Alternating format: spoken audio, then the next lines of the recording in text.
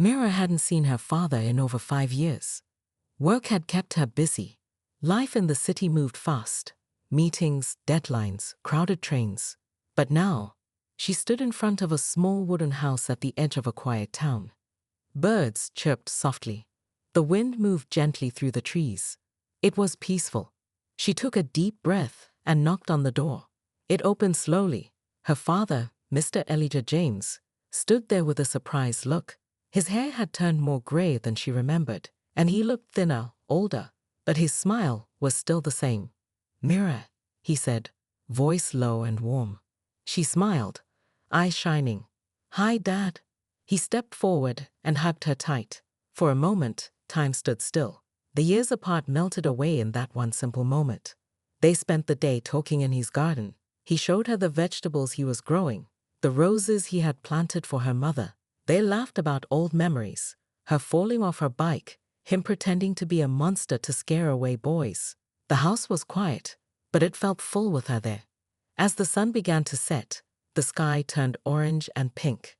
"Let's take a picture," Mira said, holding up her phone. They stood near the tall sunflowers. Her father placed his hand gently on her shoulder. She smiled wide and snapped the photo. Click. The image froze on the screen.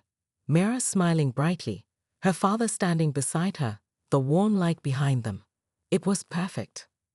Later that evening, Mira sat in the guest room upstairs, scrolling through her phone. She posted the picture online with a simple caption, "Finally home." Her friends started liking and commenting right away. "You look so happy. Your dad is so sweet. Beautiful photo." Mira smiled. For the first time in a long while, she felt calm. But then, something made her stop. Her finger hovered above the screen. Her smile slowly faded. She looked closer at the photo. Behind her father, just near the garden fence, stood a figure.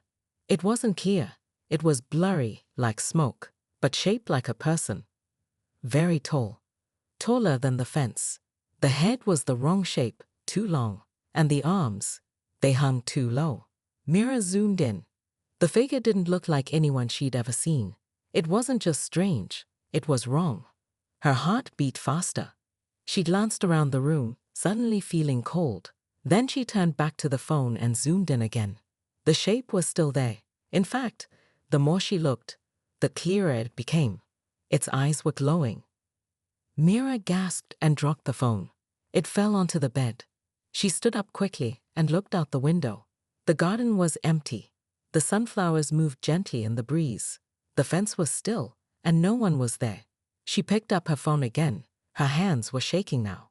She opened the photo again, but it was gone. The picture wasn't in her gallery. The post on social media, deleted. The comments, gone. It was as if the photo had never existed. "What?" she whispered. She ran downstairs to her father. He was in the kitchen, making tea. "Dad," she said, trying to stay calm. "Did you see that photo we took?" He looked up slowly. His face was blank. "Photo? Yes, just before dinner. I posted it, but now it's not on my phone. It's missing." Her father stayed quiet for a moment, then said softly, "Maybe the phone glitched." No, there was something in the background. Someone or something. His eyes shifted slightly. "You've had a long day, Mira. Maybe just rest." Mira stared at him. He wasn't denying it, but he wasn't saying anything either. She nodded slowly. "Okay, maybe you're right." But she didn't believe her own words. That night, she lay in bed, staring at the ceiling. The wind outside had picked up. The trees were rustling louder. Her phone sat on the table, dark and silent. She turned to the window. The garden was quiet. Then, just for a second, a light flashed outside. Soft, silver blue, like a camera flash. She sat up straight. No sound followed. No one was there. But Mira couldn't sleep. Something wasn't right. And deep in her heart, she felt it. That photo had captured more than just a memory. It had captured a secret. The next morning, Mira woke early. She hadn't slept much. Strange dreams kept waking her up. Images of glowing eyes, long shadows, and whispers she couldn't understand. She sat on the edge of the bed, holding her phone. There was still no photo. She opened every app, searched every folder, checked her cloud backup. Nothing. It was gone. Completely. But the memory was still clear in her mind. Her father's gentle smile, the flowers behind them, and that figure, standing in the background like it didn't belong in this world. She got dressed and walked downstairs. Her father was already in the garden, watering the plants. He looked up and gave her a calm smile. "Sleep okay?" he asked. Mira forced a smile back. "Not really." He nodded, as if he expected that answer. "Dad," she said, walking closer, "I need to ask you something again. About the picture." He kept watering the plants. "It's gone, Mira." "You knew it would disappear?" she asked. He didn't answer right away. Then he said softly, "Some things don't stay where they don't belong." Mira frowned. "What do you mean?" He turned to her, voice low. "Do you remember visiting here as a child?" "Of course. I was 9 when Mom passed. We stayed here for a while after." He looked at her carefully. "Do you remember anything strange?" She thought hard. The memory was foggy, but she did remember one thing, getting lost in the woods behind the garden. She was gone for hours. They had searched for her everywhere. When they found her, she was sitting calmly near the fence, saying a name no one recognized. "Selra," she whispered. Her father's eyes widened slightly.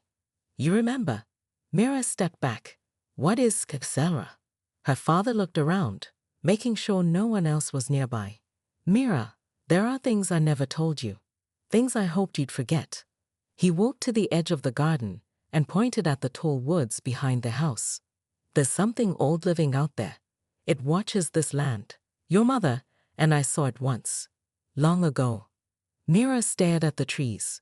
A cold wind passed through the leaves. "You're saying something lives there, like an animal?" "No," her father said. "Not an animal. Not human either. Something in between." Mira didn't want to believe it. It sounded crazy. But then again, the picture, the glowing eyes, it was all real. She had seen it herself. "I need to go there," she said firmly. Her father shook his head. "No, that's what it wants." She looked at him. "What do you mean?" He sighed. "Taking that picture brought it back. It's drawn to memory, to energy. When you shared the photo, it followed the signal." Mira's chest tightened. "You mean it's tracking me?" He nodded. "Not just you. Everyone who saw the photo." Mira opened her phone again. She checked her post history. There was a blank space where the photo used to be, but when she clicked it, her phone screen glitched. For a second, the image flickered back. But this time, her father wasn't smiling.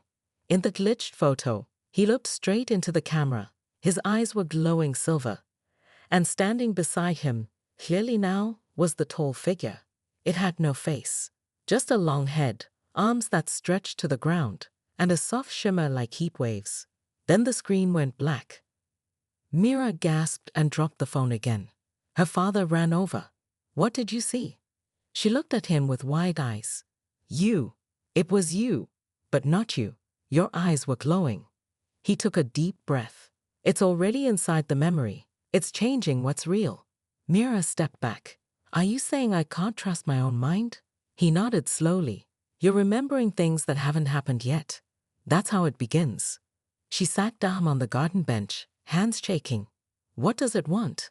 He sat beside her, voice barely a whisper. "To become part of your story. Once it enters a memory, it can shape your past and your future." Mira stared at the woods. Then her phone buzzed. A message from an unknown number. "Hello, Mira. We remember you." Her heart skipped. She looked at her father. "It found me," she said. He nodded. "And now, it won't stop until you go back." The sky turned dark earlier than usual. Clouds gathered like thick blankets, blocking out the sun. A strange chill filled the air. Mira stood at the edge of the woods, her hands shaking. Behind her, the house looked warm and safe, but her eyes were locked on the trees in front of her. Tall black trunks packed tightly together, like they were hiding secrets. Her father had begged her not to go. But Mira couldn't wait anymore. The message on her phone kept repeating every hour. "We remember you." She had turned off her phone, removed the battery, even crushed the SIM card. Still, the words appeared, on the mirror, in the window fog, even whispered in her dreams. Something had followed her memory, and it was waiting. She stepped into the woods. The trees closed behind her like doors. At first, everything was quiet, too quiet. No birds, no insects, just her own breathing and the crunch of dry leaves under her boots. She walked for what felt like hours, but her phone said only 10 minutes had passed. That's when she saw it. A wooden door, right in the middle of the forest. No walls, just a tall old door standing upright among the trees. Vines wrapped around it like arms, and strange symbols were carved into the surface, glowing faintly, like breathing light. Mira stepped closer. Her heart pounded louder than footsteps. She reached out slowly, fingers brushing the wood. It was warm, pulsing, alive. Suddenly, a voice behind her spoke. "You found it again." She turned fast. Her father stood a few feet behind her, pale and out of breath. "You followed me?" she asked. "I had to. I didn't want you to open it." Mira looked back at the door. "What is it?" she asked. He stepped closer. "It's not a door. It's a memory trap." "What does that mean?" "When you were a child," he said, "you wandered into the woods. You vanished for 3 hours. When we found you, you kept talking about this door and a place behind it. You called it the shifting house." Mira nodded slowly. "I remember. White rooms. And mirrors that didn't show your reflection." Her father swallowed hard. "You were touched by something. It didn't hurt you, but it marked you. It waited for you to grow up to come back." "Why me?" she asked. "Because you remembered." Suddenly, the door creaked. It began to open on its own. A blinding white light spilled out, covering the trees in glowing fog. Then, a voice echoed from within, not loud but deep and endless. "Mira, come see how it ends." She stepped back. Her father grabbed her arm. "Don't look inside," he yelled. But Mira was frozen. A shape moved in the light, a tall, thin figure with glowing eyes, just like the one in the photo. But this time, it was smiling.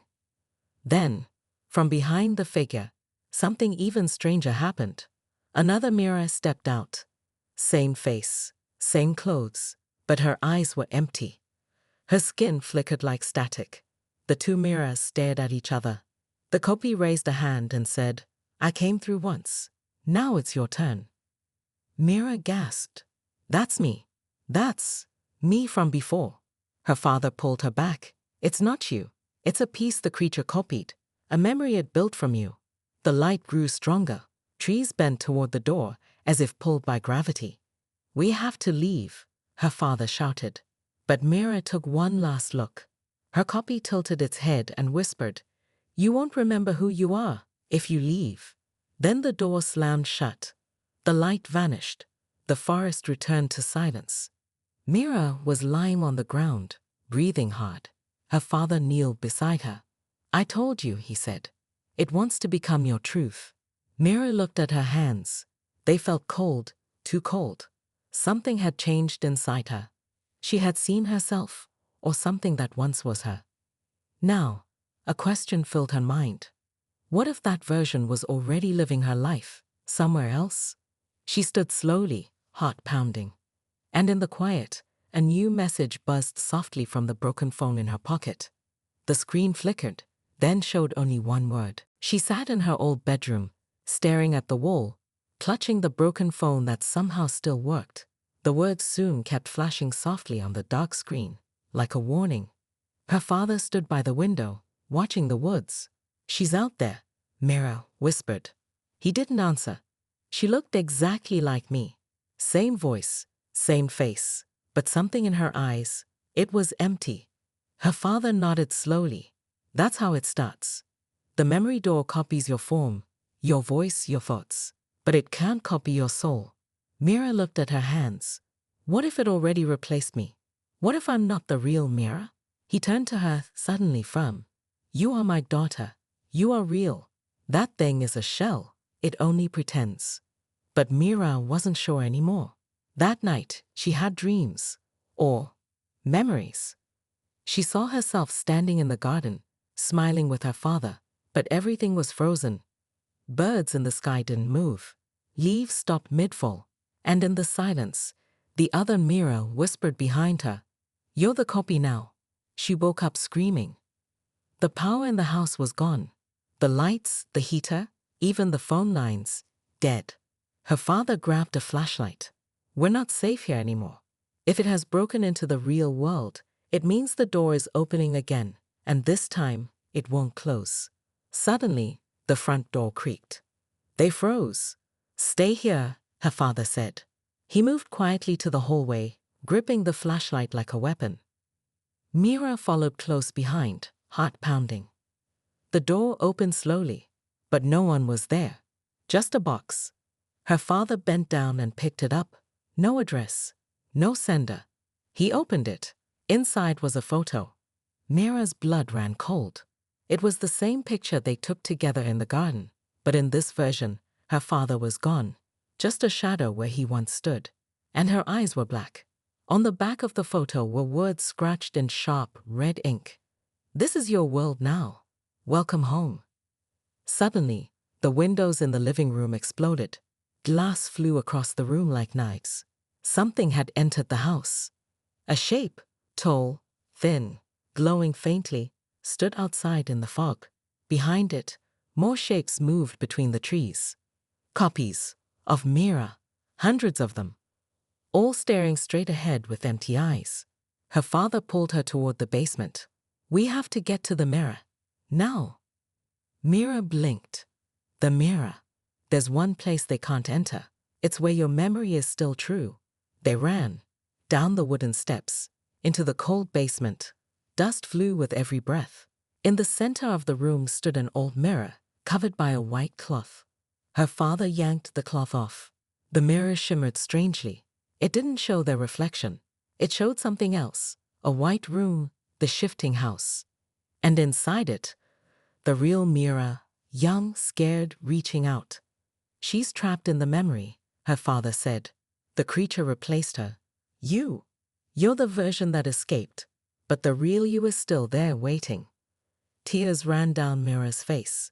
"So I'm not real? You're real to me. You made it here. You chose to come back." Suddenly, a bang shook the house. The copies had entered. Thumps echoed above. Walls cracked. Floors groaned. The tall creature's voice filled the room like thunder. "You were never meant to leave." Her father turned to her. "You have one chance. Touch the mirror. Pull the real you back. You'll become whole again." Mira looked at the mirror. She saw her true self, trapped and weak, but still alive inside that strange place. Behind her, the door to the basement burst open. The creature stepped down slowly, its glowing eyes locked on Mira. "Pick one," it growled. "You or you." Mira ran to the mirror. She pressed her palm against the surface. It was like touching water. The image rippled. She felt a pull, like her soul tearing apart. And then, a hand reached out from inside. Hers. She grabbed it. Light exploded through the room. The creature screamed. The copies vanished like dust, and Mira fell back, gasping. When she opened her eyes, the mirror was broken, silent, just glass now. Her father rushed to her side. She looked up at him. "Did it work?" she whispered. He smiled. "You're whole again."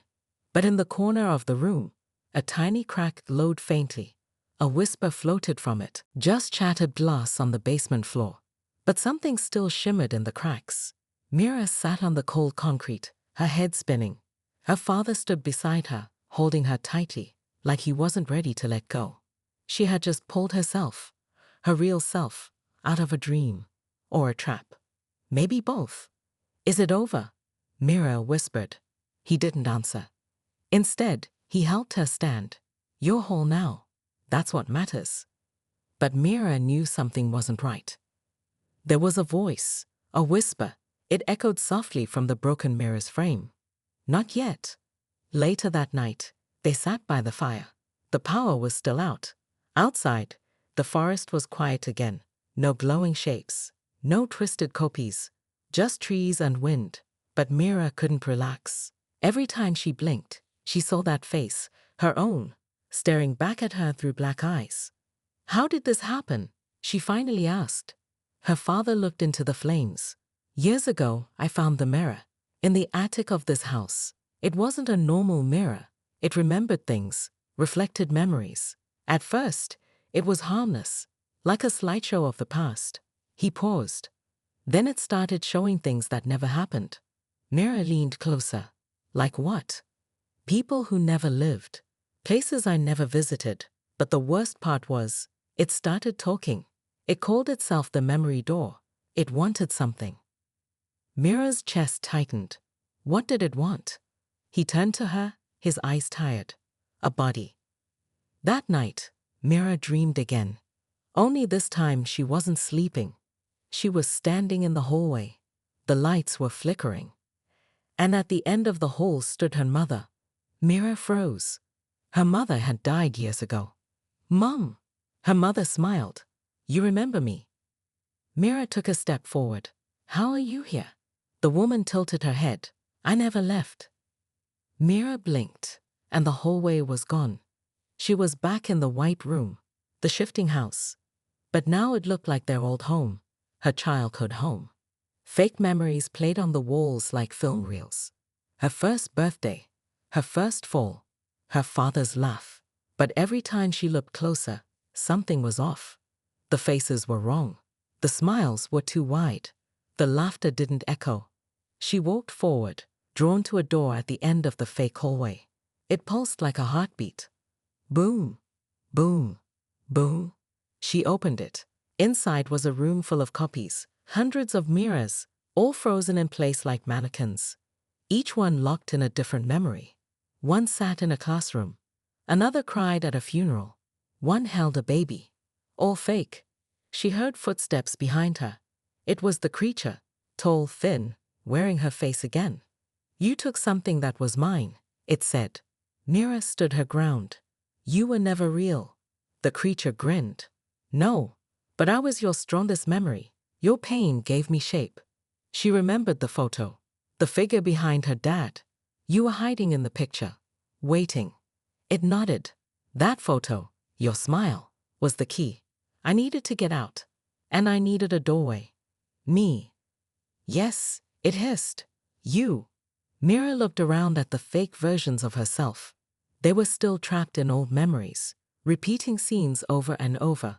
But now she was awake. She raised her hand and clenched her fist.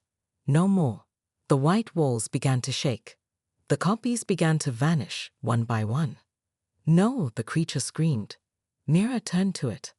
You're just a ghost of a bad feeling, she said. You don't get to stay. The creature lunged at her. But before it could touch her, her father's voice echoed through the dream. Mira, wake up. Now. She gasped and opened her eyes. Back in the real world. Back by the fire. Her father was holding her shoulders, shaking her gently. You were slipping again, he said. You were almost gone. Mira looked around, breathing fast. No more mirrors, she whispered. Ever. He nodded. We'll destroy the rest. But deep in the basement, behind the broken glass, a final shimmer still glowed, watching. The house was quiet. No flickering lights. No shifting rooms. No whispers from the mirror. Mira and her father tried to live again. They cleaned the broken glass, sealed the basement, and even burned the photo that had started it all. But something still felt off. Mira woke up every morning with a strange feeling in her chest. Not fear, but pressure, like something was waiting, like the story wasn't finished. She stopped sleeping in her room. Every night she dreamed of doors. Doors she had never opened. Doors that opened by themselves. One evening, while her father was out buying supplies, Mira sat in the garden where they had taken the photo. The sunlight hit her face. She smiled, but it didn't last. Her phone buzzed. It was a message. Unknown number. Look behind you. Her hands shook. Slowly she turned. No one was there. But the wind shifted, and the garden flowers bent toward the old basement window. Mira stood up. She didn't want to go back down there, but something told her it was time. This had to end. She walked through the house, each step heavier than the last. She opened the door to the basement. It groaned like something waking up. The stairs creaked under her weight. At the bottom, she paused. The light bulb above flickered, then went out. She used her phone's flashlight. The broken mirror was still there, shattered but glowing faintly.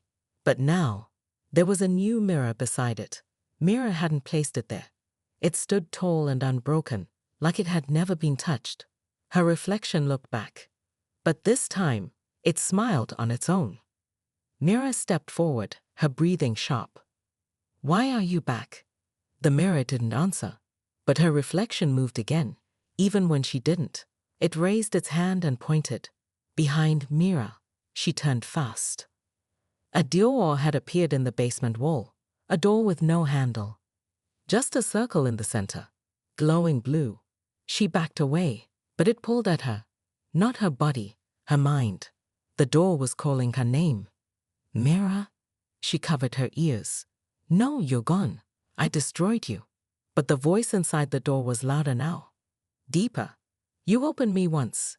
Now I stay open." Suddenly, her phone glitched. The flashlight blinked out. The door cracked open, just a little. A cold wind rushed out, and inside was darkness, but not empty. She saw shadows moving, shapes too large to be human. One of them stepped forward. It was her, but older, paler, eyes glowing white. It smiled. "I'm the future you forgot." Mira shook her head. "I choose my own future." She ran toward the wall, grabbed the mirror, and smashed it into the door. A loud screech filled the basement. The glowing door flickered, then slammed shut with a crash. Silence. The mirror lay in pieces again, this time truly dark. Behind her, her father stood at the top of the stairs. He had seen everything. "You closed it?" he asked. Mira turned to him. "Yes, but it wanted to stay open. It feeds on memory, on pain, on possibilities."